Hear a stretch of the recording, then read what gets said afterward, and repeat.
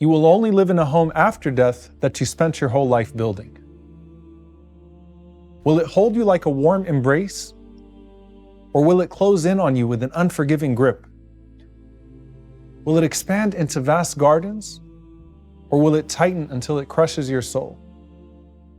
Your grave isn't 6 feet under. It's as wide as your deeds and as deep as your devotion. Will it be your refuge or will it be your ruin?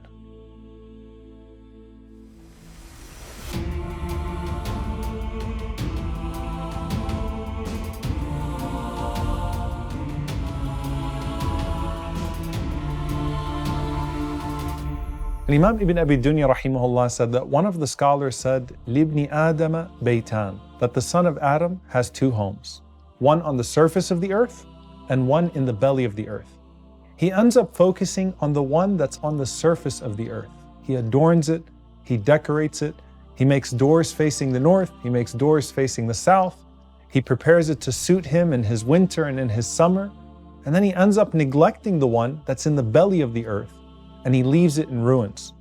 So he says to this man that he sees putting his house together, this house that you've built above the surface, how long do you expect to live in it? He said, I don't know. He said, the one that's under the earth, how long do you expect to live in it? He said, forever. He said, then doesn't it make sense that that's the one you should work on? Have you built your next home yet? How well constructed is it? What furniture have you picked out for it? How big is it? It was narrated on the authority of Abdullah ibn Amr radiallahu anhuma that a man was born in Medina and then he died there. And the Prophet sallallahu alaihi wasallam, as he was offering the janazah for him, he said, I wish he would have died somewhere other than his birthplace. So the people said, Ya Rasulullah, why is that? And he said, because if a man dies somewhere other than the place he was born, a space will be measured for him in paradise as great as the distance from the place he was born to the place where he died. And you might wonder, what does that have to do with anything? Why would my grave depend upon how I was here? Well, I want you to think about it in terms of 2 things. Those that voluntarily leave their homes and those that are forced to leave their homes. So first think about it in terms of da'wah. Think about how many companions of the Prophet ﷺ left their homes for the sake of Allah. Like how many Meccans actually ended up dying in Medina. And if you think of the Sahaba, how many of them died all over the world spreading Islam?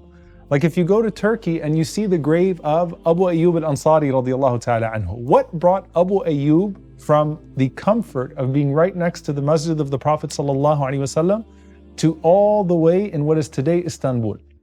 And think about Idris alayhi salam, who actually died in the heavens because he was going up to Allah subhanahu wa ta'ala to ask how much time he had left on earth so that he could plan his da'wah accordingly.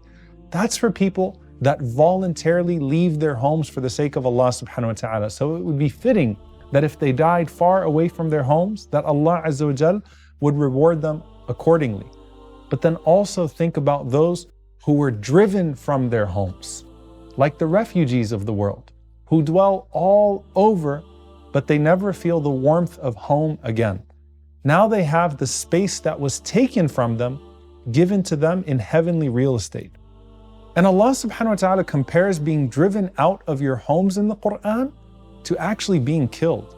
So now you have those Syrian refugees, those Somali refugees, those Iraqi refugees, and those Palestinian refugees that are spread all over, that maintain the keys to their homes from when they were driven out, and they're now given a space in their new homes of the span of the entire earth that they were forced to travel. So whether what drove you out of your homes was the qadr of Allah and you were patient in that circumstance, or what drove you out of your homes was seeking the pleasure of Allah and you were sincere in His cause, Allah does not disappoint in the repayment. On the other hand, Suwayd ibn Ghafla rahimahullah related that when Allah wants to neglect the people of hellfire, He allocates each one of them a coffin made of fire. And then He shuts these coffins with locks made of fire. And every time their nerves feel the pain, it's struck with another metal pin of fire. Then each coffin is placed inside another coffin made of fire, and then it's shut with locks made of fire. And Allah subhanahu wa ta'ala kindles fire between all of them. May Allah protect us. Then again, he places it in another coffin and another coffin and another coffin. And each one of them makes them feel like they're more trapped. And each person believes that no one suffers a worse fate than them. So woe to the oppressors on earth that crush and burn people here from such a punishment in the grave. And what are our graves except for a preview of our eternal homes, either gardens of Jannah or chambers of hell? At the very beginning of the dua we make as we're burying someone is a dua for their home to be spacious. Because we see ourselves putting someone in a narrow hole. And Auf ibn Malik radiallahu anhu narrates that the Prophet sallallahu alaihi wasallam made this dua for the deceased. And it's the one that we now recite regularly. Allahumma ighfir lahu warhamhu wa'afihi wa'fu anhu wa akrim nuzulahu wa wassi' mudkhalahu. O Allah, forgive him. Have mercy upon him, grant him safety and forgiveness, receive him with honor, and make his grave spacious, and wash him with water, snow, and hail, and cleanse him from his faults as a white garment is cleaned from its stains. And grant him a home better than his home, a family better than his family, and a mate better than his mate, and enter him into paradise, and protect him from the torment of the grave, and protect him from the torment of the fire. And Auf ibn Malik radiallahu anhu, who narrates this hadith, says that when I heard the Prophet ﷺ making this dua for the deceased, I sincerely wished that I were the dead body instead. So how does this process take place? When the one who is being questioned answers the questions right, Munkar and Nakir say, we knew that you would say this, like we knew you were going to pass this test. And then a voice cries out from the heavens, my slave has spoken the truth. Supply him with furnishings from Jannah, and clothe him with the clothes of Jannah, and open for him a gate to paradise. So there comes to him some of its fragrant scent, and his grave is expanded for him as far as the eye can see. In one narration, it is widened by 70 cubits. Now each cubit is 1 foot 6 inches. So think about how big that is. And it is illuminated like the full moon.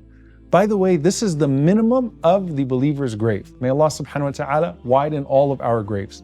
Contrast that to the disbeliever whose grave crushes him and becomes a pit of the fire of hell. So the Prophet ﷺ said that your grave is a section of what you expect after the Day of Judgment. It's either a garden from the gardens of paradise or a chamber from the chambers of hellfire. But you also have a window to the other destination. So if you are from the people of paradise, you have a window, not a gate, but a window to the punishment to tell you this could have been you. And that would increase you in relief to say, Alhamdulillah, it's not me. And if you're from the people of the fire, you have a window to the rewards of paradise to tell you this could have been you. And that would, of course, increase you in regret. So what happens when you get into this home and you see how big it is, and you see that it's a preview of Jannah, and you see where you're supposed to go, and you see where you could have gone? Don't you want other people to celebrate with you? The Prophet ﷺ said, when the believer sees مَا فُسِحَ لَهُ فِي قَبْرِهِ, how spacious his grave has become, he will say, دَعُونِي أُبَشِّرُ أَهْلِي, let me go back now and tell my family the good news. You want to invite people to see your new house. But the angel says, uskun, reside where you are. And then there are a bunch of people in the barzakh that want to come see you in your new home so that they can ask about their relatives. So the Prophet ﷺ said, they crowd your door. The souls of the believers come to him and they rejoice more over him than one of you rejoices when his absent loved one comes home. And so they start asking, what happened to so-and-so? What happened to so-and-so? And some of them will say, let him be, فَإِنَّهُ كَانَ فِي غَمِّ الدُّنْيَا. Look, he just got out of the distress of the world. So the angels say, go to sleep, take a nap. It's been a difficult journey and you need to rest.